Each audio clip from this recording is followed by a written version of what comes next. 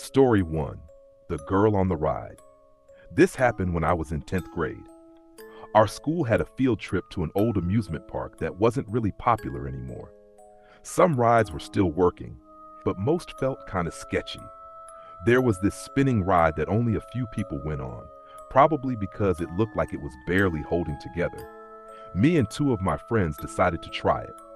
It was just us and one other person, a girl sitting on the far side, facing away from us. The ride started and spun pretty fast. At one point I looked over and the girl wasn't there, like just gone. I thought maybe she got off last minute, but I swear she was there when it started. Even my friends saw her. After the ride stopped, we asked the operator if anyone else was on with us. He looked confused and said no, we were the only ones. We just stood there, trying to process it. I don't know what we saw. Maybe someone snuck on and off, or maybe we imagined it. But we both remember her black hoodie and the way she never turned around. I still think about that sometimes. Story 2. The Employee Tunnel. I used to work part-time at a local amusement park.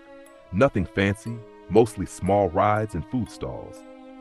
One day my supervisor asked me to bring a box down to this underground storage area that only staff used. There was a tunnel that connected the food court to the back of the park. I went down alone with the box. It was quiet and cold. As I walked through the tunnel, I kept hearing footsteps behind me. But every time I stopped, it stopped too. I even checked behind me twice. No one there. Near the end of the tunnel, one of the lights started flickering. It felt like someone was just behind me, like breathing down my neck. I rushed to the door at the end and tried opening it, but it was locked. It was never supposed to be locked. I turned around and just stood there, not knowing what to do. That feeling of being watched got worse. I banged on the door until someone from the kitchen opened it from the other side.